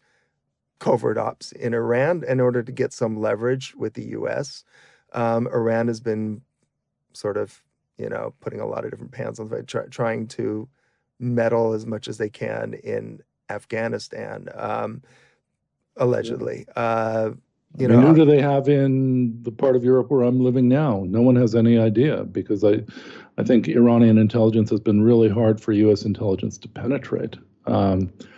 So, I mean, to take an extreme example that may not happen, but could happen. I mean, there are very low-tech ways of disabling a huge electronically sophisticated ship, like the caterers, the maintenance crew. Uh, Everybody in a pleasure boat or fishing boat who's sharing the harbor with it. The USS Cole was attacked in a port that everyone knew was hostile and dangerous, and the attack still worked. And not in a very sophisticated way either. Just drive up to it and blow yourself up. These are very vulnerable targets. You can't miss them. I mean, it's like missing the cliffs of Dover trying to miss a gigantic warship. Right. But you also want to just create a problem that pins down America somewhere they don't want to be pinned down, like Afghanistan. I Yeah. think keep them further pinned down and frustrated, create problems wherever else they can. I would imagine, so it'd be somewhat more, they might have to operate a bit more indirectly. Like we presumably can try to stir up subversion and, within Yeah. Iran, but they can't necessarily do that within the U.S. and they might not want to within the U.S. or Europe, but they can do it. Look, we have commandos and military bases in something like 75% of the countries of this world. So there are a lot of Right. places they could create problems. Well, yeah, one thing you would do in that scenario is just basic counterinsurgency stuff is flood the group, whether it's Balochi or Kurd or Khuzestan Arab or whatever. You just flood them with your own people and convince their CIA friends that the people are with us. We're about to rise. They Right. send in a couple of a couple hundred highly trained, expensive Delta types, bunch of equipment. And the next thing you know, those people are making hostage videos from Tehran, and it's pretty embarrassing. I mean, I Seen just that think they're before. better at Yeah. this. Yeah. Yeah. And the other question then is, well, what about an all-out invasion? And I've actually tried to game that, and it's just like flat out no. Like, from where? How? You're not going to be able to use the Persian Gulf. That's pretty clear. And where else? You're going to invade from Iraq? Yeah. I don't think so. A pincer from Afghanistan and Iraq. Yeah. No, I don't think so. Yeah. No. So there may be a few commando raids to try to take those nuclear sites, but everything I've read suggests, again, the Iranians are not stupid. They're the opposite of stupid. They're really good at all this stuff, and they're very patient. And they've dispersed the nuclear sites. They're underground. They're not in a single city or region. And we have a bad record, as you said, when it comes to sending commando teams in there. It's just not an option. Yeah. Islamic State, Yep. got to be pretty Yeah, grim we might about end it. up backing Islamic State and Yeah. telling them, go for it. Take Baghdad. First you take Baghdad, then Yeah. you take Tehran. New song. I mean, I wouldn't put it past them. So I think we're ready to wrap this one up. It's a pretty grim story. What I like about it is this is one of those rare times where we've played their game. We've looked at an actual war game and looked at hardware, and and what was kind of surprising was seeing how fairly sober they were. I mean, if you were to read this, maybe this is what more military people actually read, and maybe that's why they're not so keen on this. Then they can respin off this report though and say, okay, we need these lasers, we need the freaking sharks with freaking lasers, and I mean, I can't believe they actually call for lasers to. Oh, they do. Yeah, lasers, because of the ammunition problem. These anti-missile missiles are very bulky, very tricky. You only have a certain number of them on each ship. And the thing is, and I'm not sure I've mentioned this, I need to mention this, it's really important. The basic strategy for using a cruise missile swarm against ships like that, because you're going from mostly unguided missiles, you're not expecting a great deal of accuracy, but with a 4,000-pound warhead, you don't need that. You go by spending your cheap Scud derivatives first. Every Scud derivative gets shot down by one of these expensive anti-missile missiles, and then you just sit back and chuckle and press the second button, which is your newer, better, more accurate, bigger warhead missiles. And they're out of ammunition. They're out of anti-missile missiles. It's all over. I want to read that part here, if that's all right. To counter, there's the maritime capabilities. To counter Iran's maritime exclusion capabilities, DoD, that is Pentagon, should field a ship-based solid-state laser for defending against swarming boats and salvos of anti-ship cruise missiles, and equip a new long-range strike bomber to carry out anti-ship missiles and to carry anti-ship missiles and mines to help fulfill future expeditionary requirements. The Department of Navy should field a new amphibious combat vehicle. It's optimized for ground combat missions and sustained. This is just nuts. Basically, it says we need a new arsenal. The Yes. arsenal we have that we've paid trillions for is no good. Yeah. We need an arsenal that is kind of based on what you used to draw on your binder when you were 12 years old. It should look kind of like that. It's just a lot more expensive. Okay. Yeah, it's pretty messed up. Okay. Anyways, I think we can wrap this up. That was kind of interesting. It was very interesting. But we'll follow this. I think the thing we need to follow is our signs of protest, of ethnic unrest. Because remember, again, even though Persians are the dominant group, it's a very multicultural country, and Persians, I think, are just roughly about 50% of the country ethnically. Yeah. And when you know how the CIA works and how the Cold War worked, I mean, that's just like that'll make these people salivate. Oh, ethnic groups. Oh, great. Yep. What are their grievances? What can we stir up here?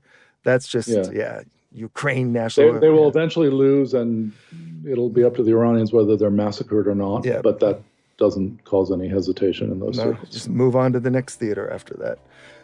Okay, let's take a break. All right.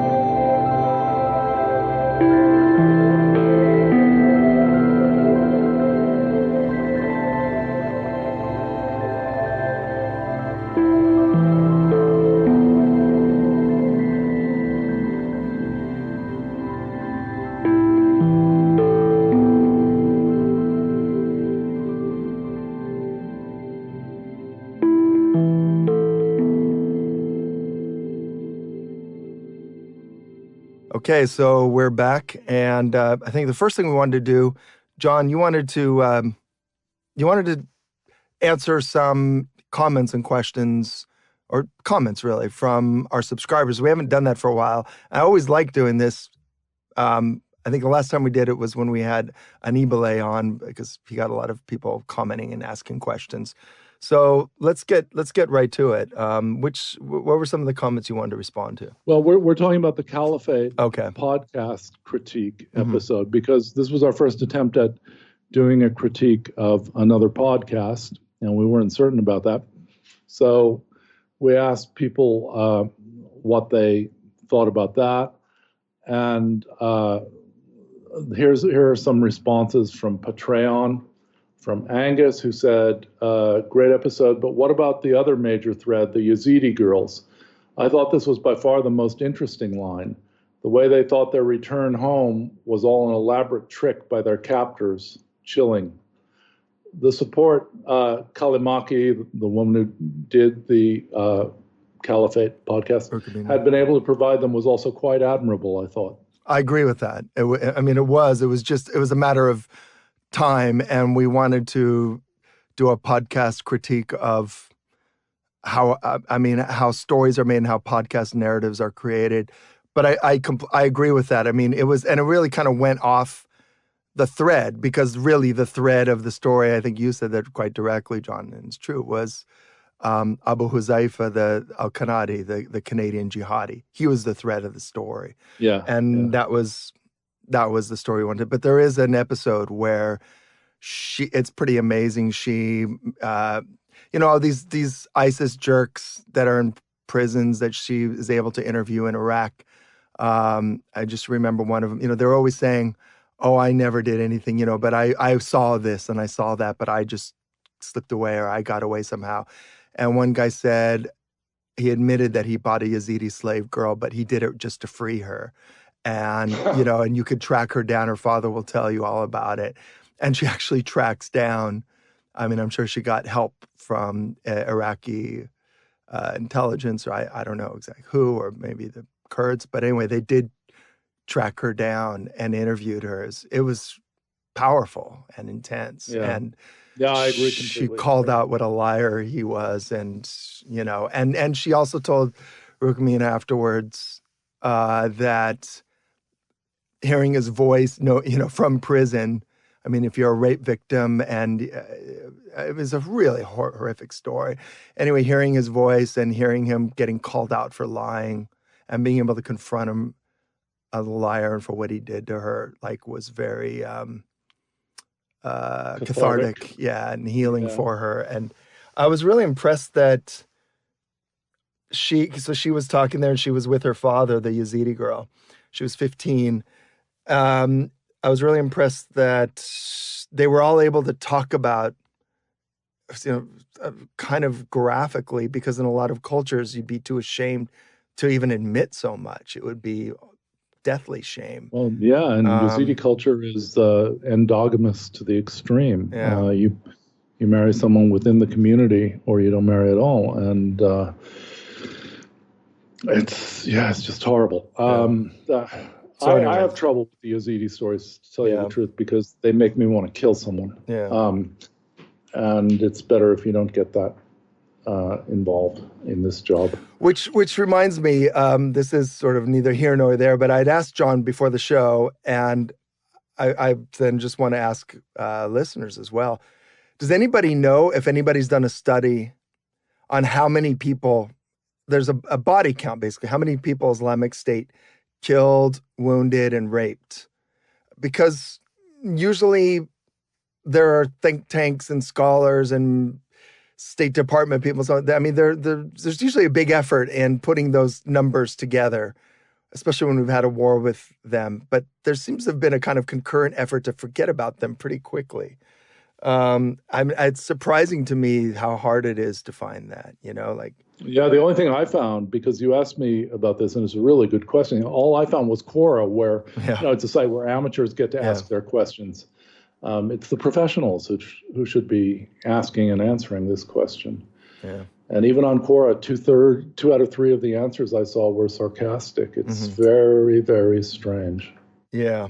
So if anybody knows, I can't believe there's not some sort of study being done. And I remember there were some wild figures tossed around. I mean, there were wild figures tossed around about how many ISIS fighters the coalition, the U.S. coalition, had killed. I mean, it was like in the tens of thousands. Maybe it's true, but it seems kind of wild. But if that's the case, then you have to imagine each one of those guys killed many people, or most Yeah. of them had killed many people themselves, because this is a group that fetishized, murder and rape.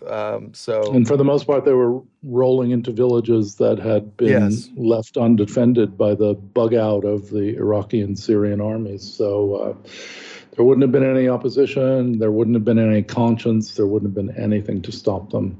Yeah, it's very strange. There's a kind of willed silence about the casualties of Islamic State now.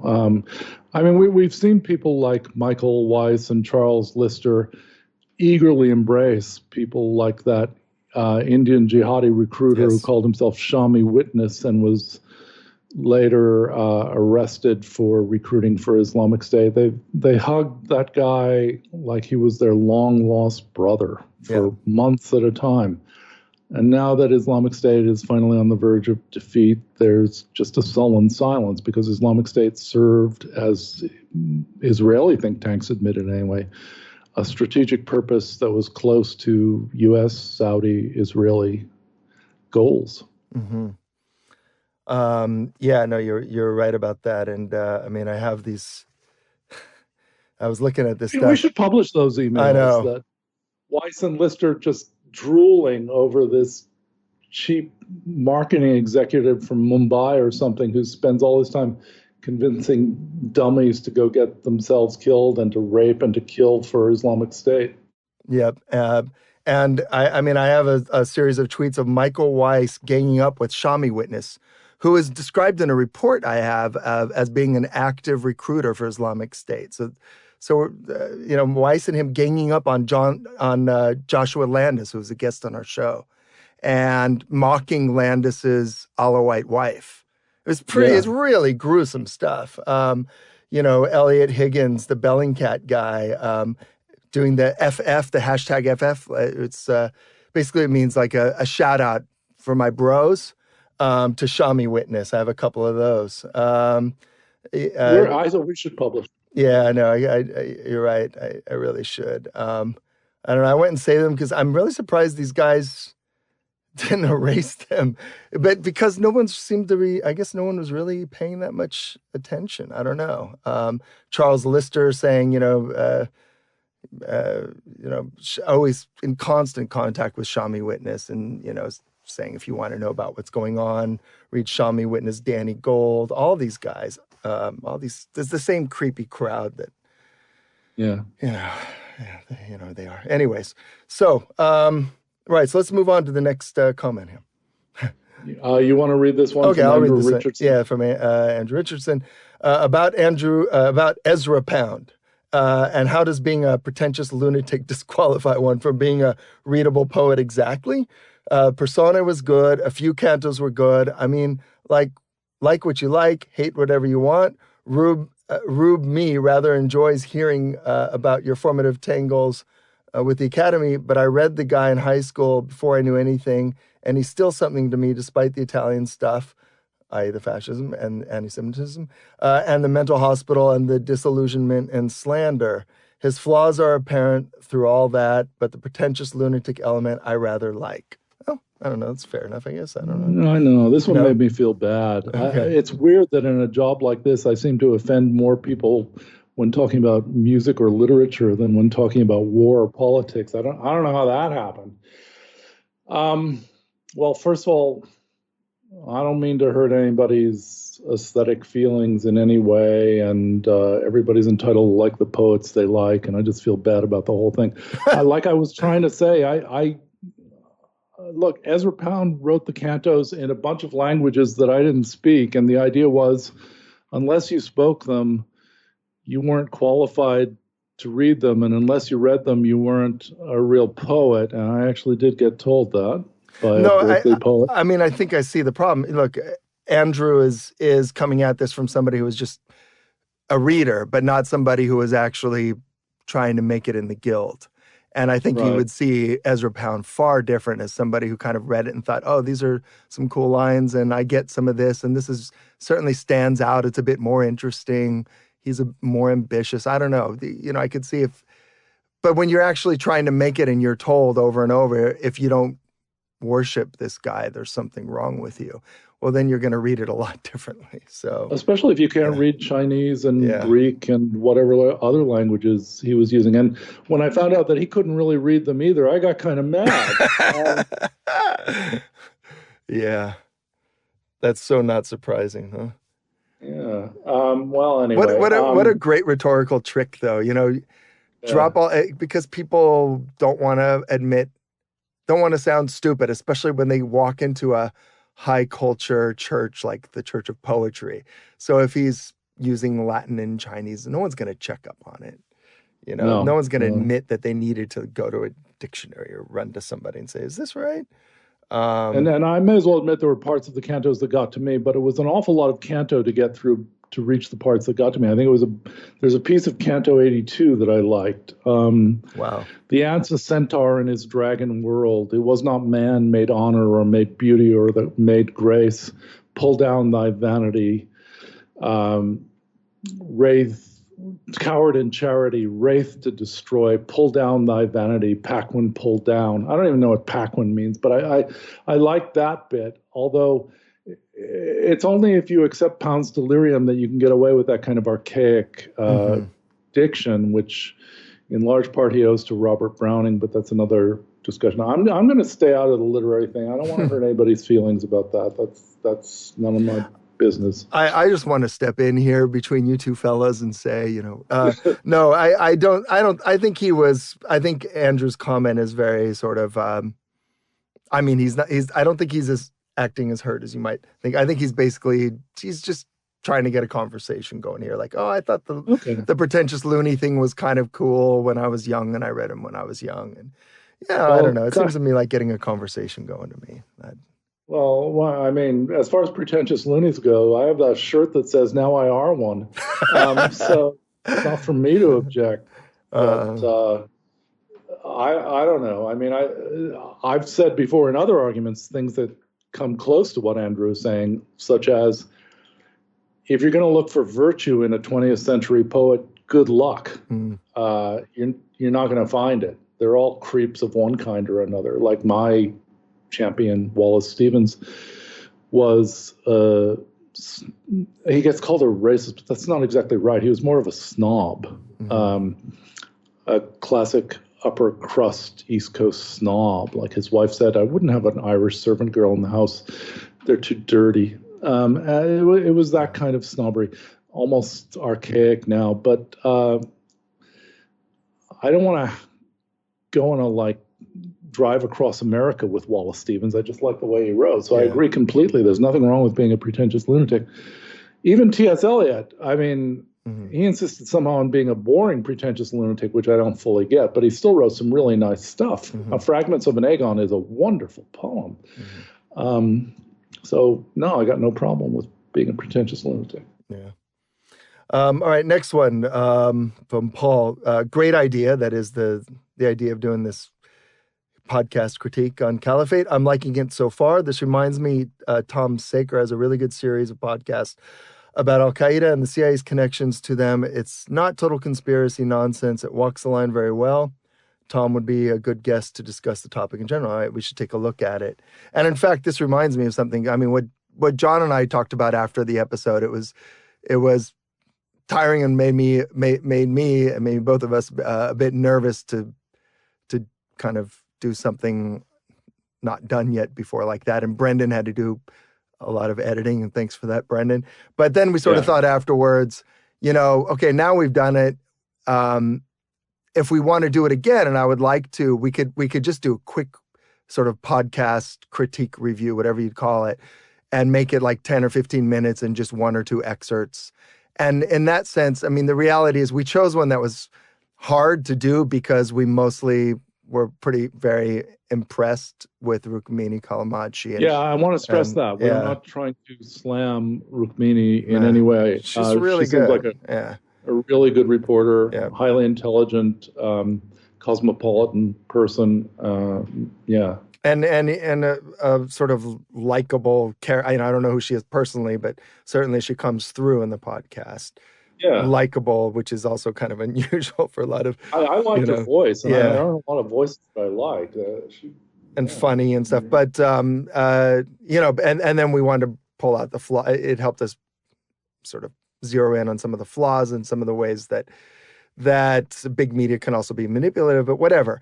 I in the future, I'd like to do easier ones that are either really, really awful, ideally. I remember once when we first started I think it was pretty early on in Radio War Nerd, somebody had sent us a link to, this is like Monsters of Horribleness, a podcast of, Christ, who's that atheist moron that everyone thought was brilliant for a while? Sam Yeah, Harris. Sam Harris, and Michael Weiss. So yeah, Oh, and I the two of them remember that. You riffing. never Yeah. heard so many first names used.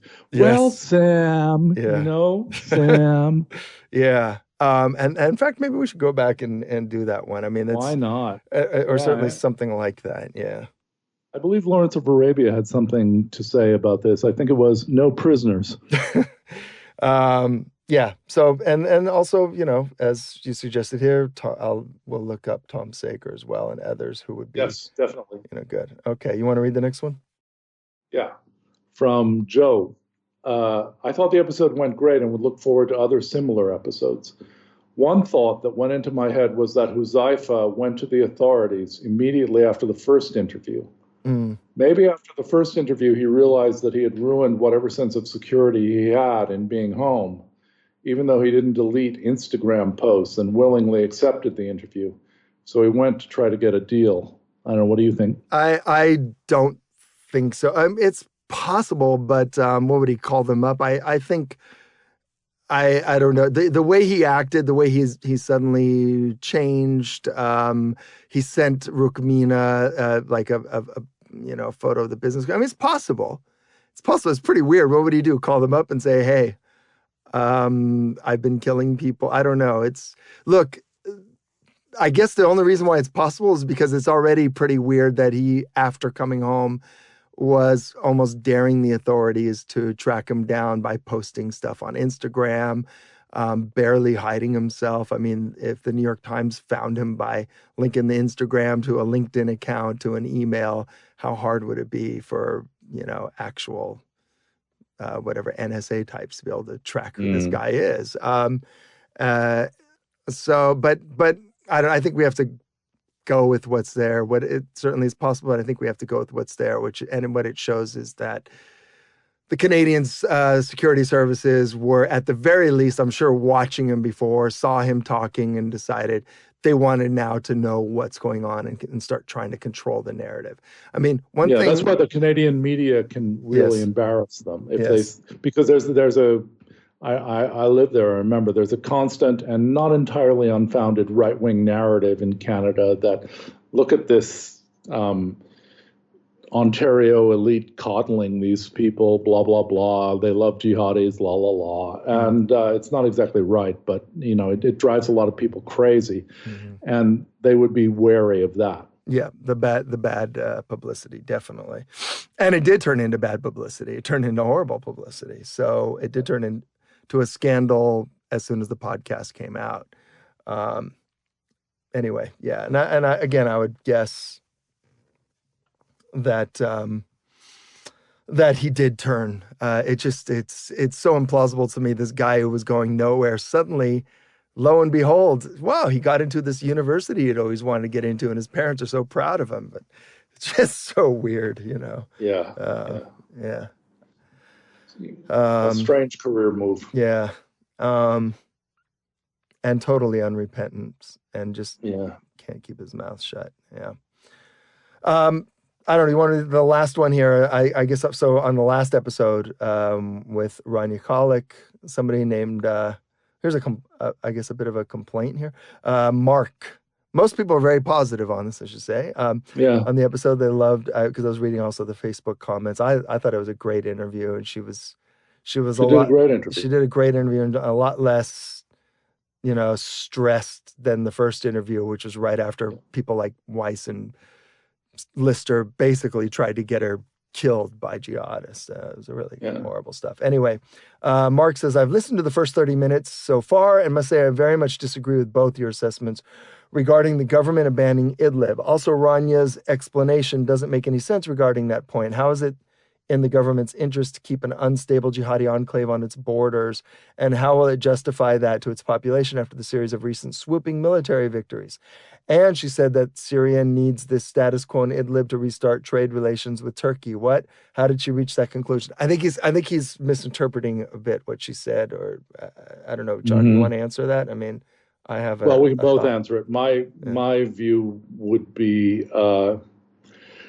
Idlib is something I've compared before to Escape from New York. You concentrate all the most toxic enemies you have in a pretty disposable chunk of territory and let them destroy each other for a while until they've basically used up whatever vestigial appetite for Islamic State type rule remains in the Sunni population. That might not be a bad move. I mean, one of the things that Ronnie mentioned is that there's generally less enthusiasm for sectarianism in Syria than there was before the war, because the experience of sectarianism is pretty brutal and unpleasant.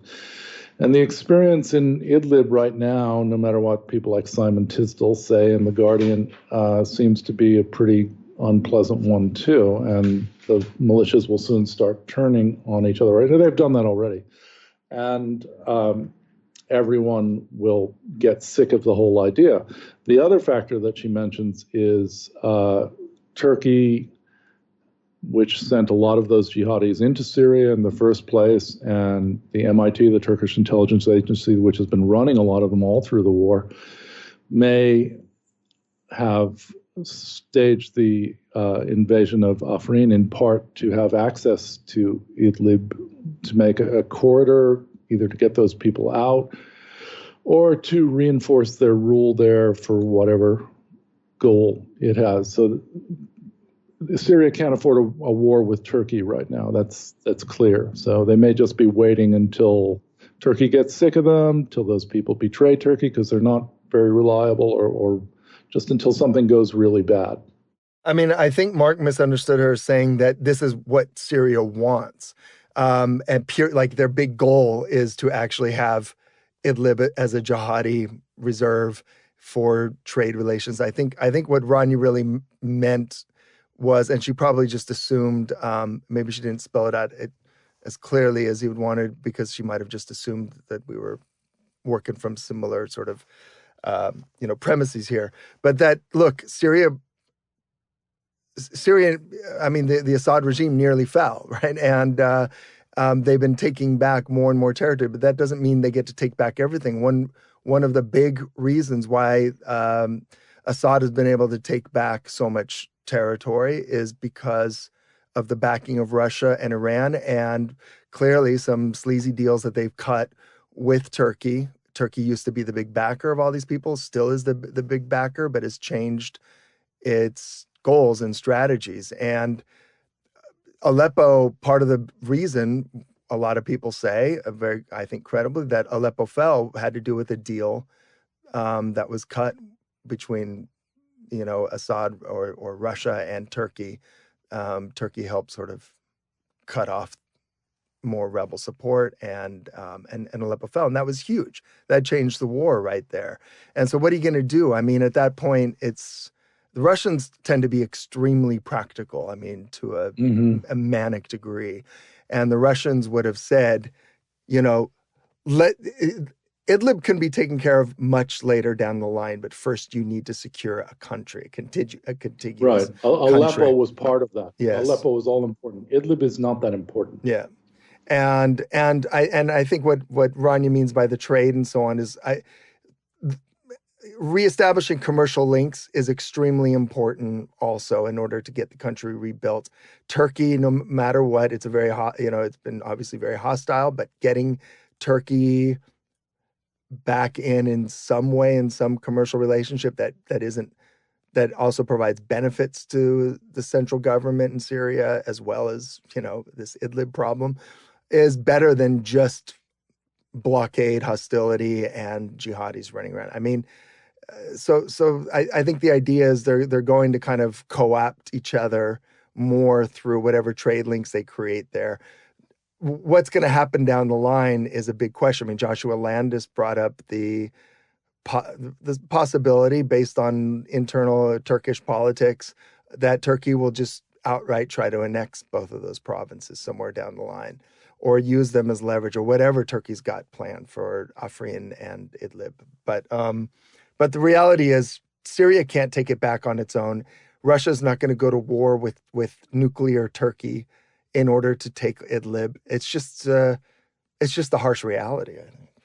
Right, and it's not a great cost to Syria at the moment. They have other priorities. Yeah. It was not one of their core territories at any point, and it's not making the jihadi cause look good either. So, right. What's the hurry? Yeah, I think that makes sense.